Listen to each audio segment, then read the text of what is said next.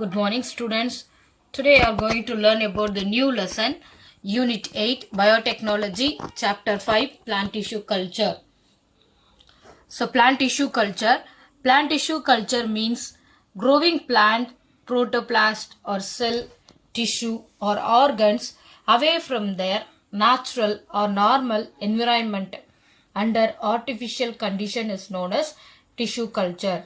A tissue culture means growing plant, cell or protoplasm away from their natural condition is called a tissue culture. It is also known as in vitro. The term in vitro is derived from Latin word. It means in glass or in test tube under laboratory condition. Growth of plant protoplasm, cell, tissue and organs. A single explant can be multiplied into several thousand plants in short time period and space under controlled condition. A tissue culture techniques are often used for commercial production of plants as well as for plant research. So the tissue culture is used for commercial production. That is, economically useful plants are produced in more number, and also it is used for producing plant for research. The plant tissue culture serves as a very important tool for regeneration of transgenic plants. Regeneration means a protection of new transgenic plants. Transgenic means a genetically modified plants. Apart from this, some of the main application of plant tissue cultures are clonal propagation of elite, that is very important varieties, conservation of endangered plants, protection of virus-free plants, that is more number of virus-free plants are produced. Germplasm preservation. So these are the other main application of plant tissue culture. And also industrial production of secondary metabolites. In this chapter, you are going to learn about the techniques, types, application of plant tissue culture and get awareness on ethical issues. Haberland, in the year 1902, the German botanist proposed the concept totipotency, and he was also the first person to culture the plant cell in artificial condition using the mesophyll of Lemnum purpureum in culture medium and obtained cell proliferation, that is formation of buds in the cells. He is regarded as the father of tissue culture. So Haberland is regarded as the father of tissue culture because he was the first person proposed the concept of totipotency. Totipotency means the formation of whole plant from a single cell or a tissue is called as a totipotency. Basic concept of tissue culture. So the basic concept of tissue culture are totipotency, differentiation, dedifferentiation and redifferentiation. Totipotency, the property of a living plant cell, and they have the genetic potential when cultured in the nutrient medium to give rise to a complete individual plant is called as a totipotency. That is, the formation of whole plant from a single cell of a plant is called as a totipotency. The next concept is a differentiation, the process of biochemical and structural change by which a cell become specialized form and function is called as a differentiation. The differentiation means the immature cell get matured to become a permanent tissue are called as a differentiation. The next, redifferentiation, the further differentiation of already differentiated cells into another type of cell. For example, when the component cell of a callus have the ability to form a whole plants in a nutrient medium, this phenomena is called as a redifferentiation. Redifferentiation means the ability of the callus to develop into a root and shoot. The ability of the callus to develop into a root and shoot is called as a redifferentiation. Next, dedifferentiation. The phenomena of the reversion of mature cell to the meristematic state, leading to the formation of callus is called as a dedifferentiation. That is, the revision of mature tissue into a meristematic tissue, leading to the formation of callus is called as a dedifferentiation. That is, the mature tissue which is taken from the leaf is once again get the activity of meristematic to become a callus is called as a dedifferentiation. So, totipotency, the leaf, from this leaf the explant is taken, a tissue or a cell is taken from a parent plant and it is cultured in the nutrient medium. From this nutrient medium, the explant is multiplied and developed into a callus. Callus is an undifferentiated mass of tissue. From this callus, the embryo formation takes place. That is, root and shoot development takes place. From this, the late embryo is transferred to another growth media. From this medium, the embryo forms root and shoot. Plantlet formation takes place. That is, a single tissue may have the ability to produce a full individual or whole individual is called as a totipotency. So these are the concept of plant tissue culture. So you already learnt about the techniques in plant tissue culture in Zoom class. Next, protoplasmic culture. The protoplast are the cell without a cell wall, but it is bounded by a cell membrane or a plasma membrane. Using protoplast, it is possible to generate a whole plants from a single cells and also develops stomatic hybrids. That is, the hybrids which are formed from the stomatic cells of an organism is called as a stomatic hybrids. There are several steps are involved in the protoplasmic culture. One is isolation of protoplast, fusion of protoplast, culture of protoplast, selection of stomatic hybrid cells. First, isolation of protoplast. A small bits of a plant. A small bits of a plant tissue like a leaf tissue are used for isolation of a protoplasm. So the leaf tissue is immersed in 0.5% of macrosine and 2% of Onotsuka cellulose enzyme dissolved in 13% of sorbitol or mannitol at a pH of about 5.4. It is then incubated overnight. It is then incubated overnight at 25 degrees Celsius.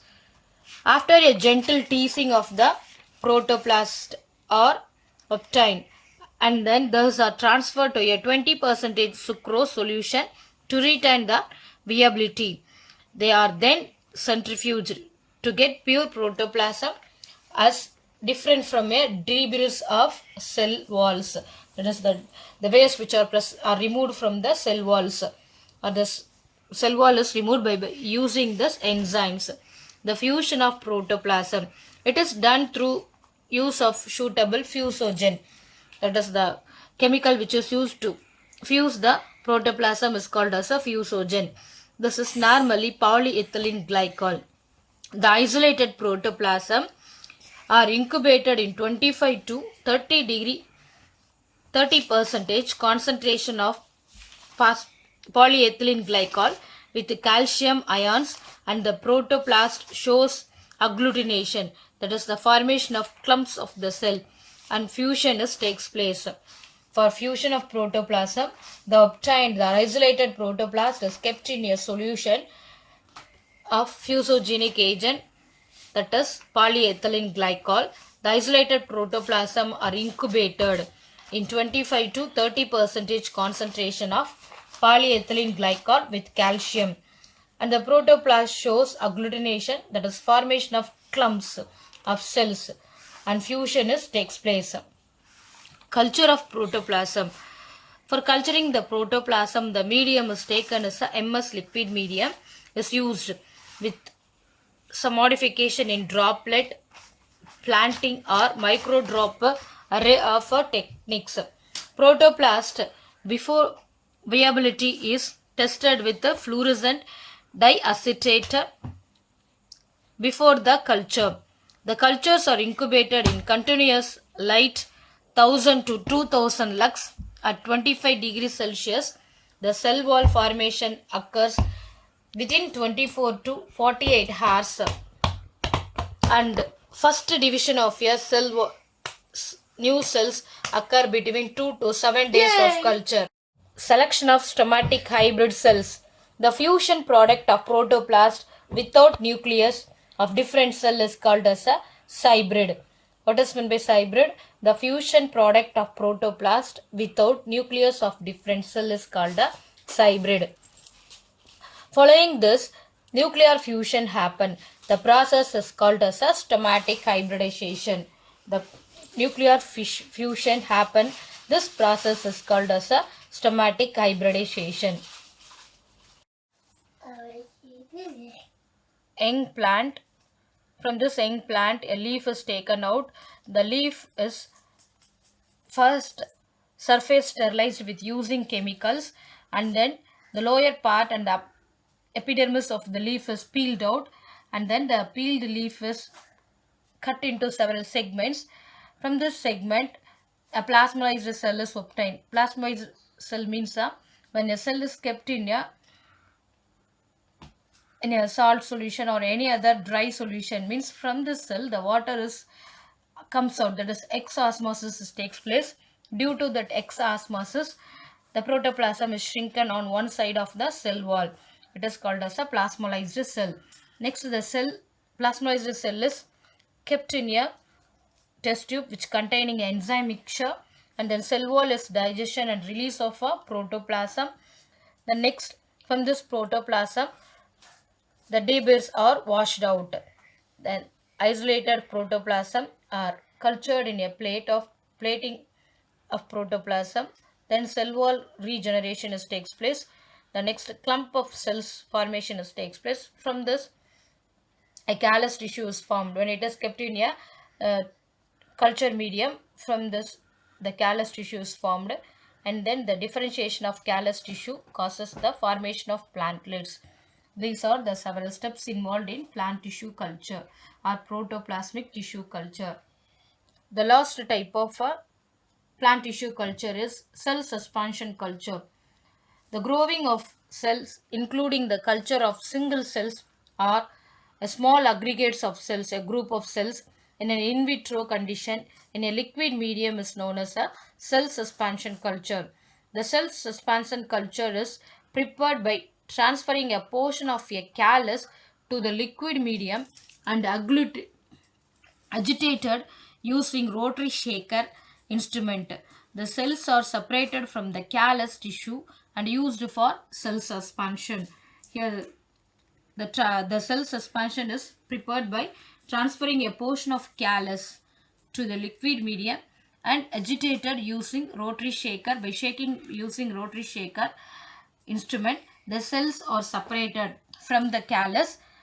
Such a tissue is used for cell suspension culture.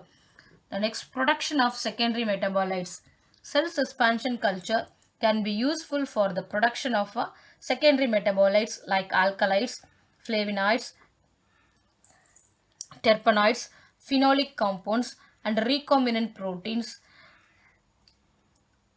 Secondary metabolites are chemical compounds that are not required by the plant for normal growth and development, but are produced in the plant as a byproducts of a cell metabolism.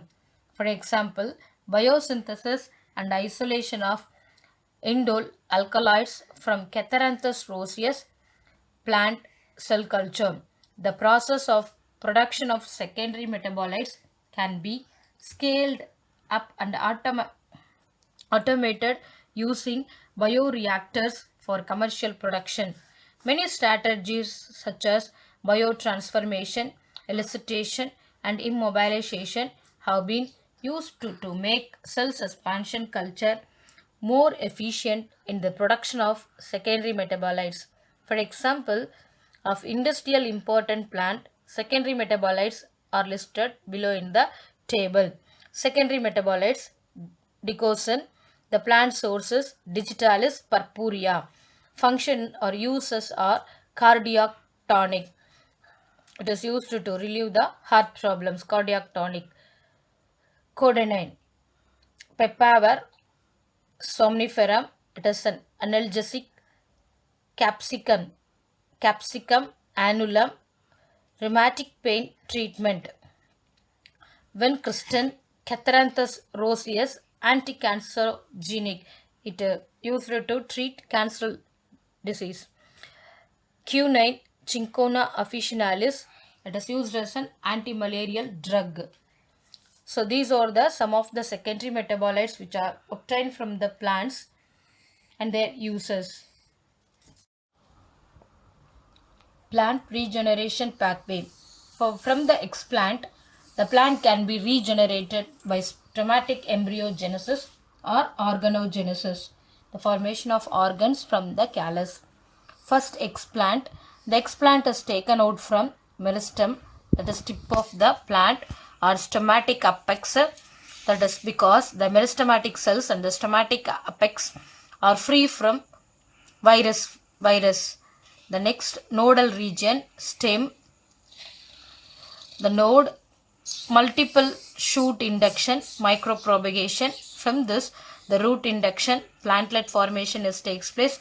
The plantlets are transferred from in vitro to the normal environmental condition is called as a hardening, then transferred to the field.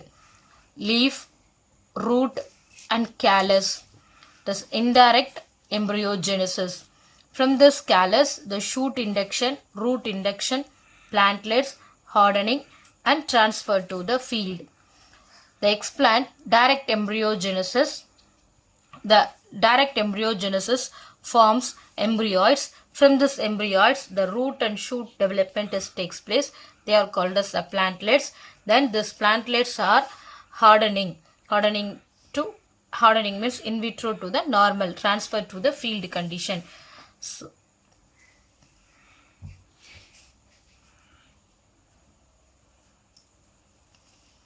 plant regeneration. The next, stomatic embryogenesis. Stomatic embryogenesis is the formation of embryos from the callus tissue directly, and these embryos are called as the embryoids, or from the in vitro cells directly form pre-embryonic cells which differentiate into embryoids. Instead of forming root and shoot, the callus directly gives rise to embryos. Such embryos are called as stomatic embryoids or embryoids. Application of stomatic embryogenesis. It provides potential plantlets which after hardening period can establish into plants. Stomatic embryoids can be used for the production of synthetic seeds. Stomatic embryogenesis is now reported in many plants such as Allium sativa, Hordeum vulgaris, Oryza sativa, Z-maize, and this possible in any plants. The stomatic embryogenesis is possible in not only in the monocot but also in the dicot plants. Synthetic seeds are produced by encapsulation of embryoids in agarose gel or calcium alkaligent. So that is the embryoids which are formed from the callus or encapsulation by agarose gel or calcium alginate. Organogenesis. The morphological changes occur in the callus leads to the formation of shoot and root is called as organogenesis. So organogenesis means instead of the callus forming embryoids, here the root and shoot development takes place is called as organogenesis. The callus is differentiated into shoots. It is called as callogenesis, and the roots it's called as rhizogenesis. So the callogenesis and the rhizogenesis formation takes place from the callus is called as a plantlet.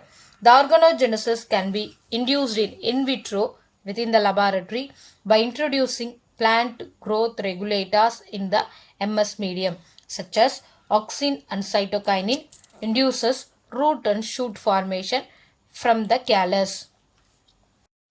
The next application of plant tissue culture. The plant tissue culture have several applications such as improved hybrids production through stomatic hybridization. So the new variety of plants are produced through the stomatic hybridization. The stomatic embryos can be encapsulated into synthetic seeds. In some plants, the artificial seeds are the artificial seeds are have not so much viability. In such plants, the stomatic embryos can be encapsulated into synthetic seeds, seeds. This encapsulated seeds or synthetic seeds helps in the conservation of plant biodiversity, that it is used to produce the species, more number of species. Production of disease resistant plants through meristem and shoot tip culture, that is formation of a disease free plants can be obtained through meristem. Meristem means shoot tip or root tip apex culture. Production of stress resistant plants like herbicide tolerant, heat tolerant plants. So herbicide tolerant plants and heat tolerant plants are produced by means of plant tissue culture. Micropropagation technique to obtain a large number of plantlets of both crops and tree species, useful in forestry within a short span of time and all through the year. Production of secondary metabolites from cell culture utilization in pharmaceutical, cosmetic and food industries. That is the cell culture which is used to produce the more number of plants which are economically valuable in the industry, pharmaceutical industries and cosmetic industries and food industries. Somoclonal variation and gametoclonal variation. Somoclonal variation, stomatic variation found in plants regenerated in vitro, that is the variation found in leaf, stem, root, tuber or probigule, that is the variation which are shown in the leaf, stem, root, tubers are called as a somoclonal variation.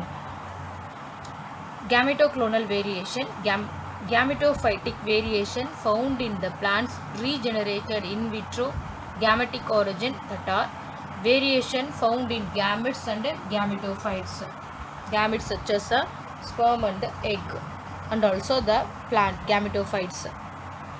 Micropropagation of banana. Micropropagation of plants at industrial level maintain high standard of homogeneity in plants like pineapple, banana, strawberry and potatoes. So there are several steps involved in the micropropagation of banana. Micropropagation protocol for banana. First, the in vitro micropropagation of banana. The binomial of banana is a Musa paradisiaca, that is Musa species. Suckers surface sterilization with 1% NaOCl for 30 minutes. Then the sterilized leaf or any part of the plant is or apical meristem were isolated, cultured on MS basal medium, sublimated with benzyl aminopurine 10.0 milligram per liter and indole acetic acid, that is growth media IAA 1.0 milligram per liter. The next, induction of shoots within 168 days. After that, the kinetin, that is cytokinin 2 milligram in 1 liter and naphthalene acetic acid NAA, it is also a synthetic auxin 0.5 milligram per liter for root induction. Then assimilation in polyhouses, the transfer into a polyhouses, followed by shade house under 50% light for hardening process. Hardening means the stepwise manner of transferring the plantlets from the laboratory condition to the natural environmental condition, then tested for genetic uniformity, then finally the transfer to the field.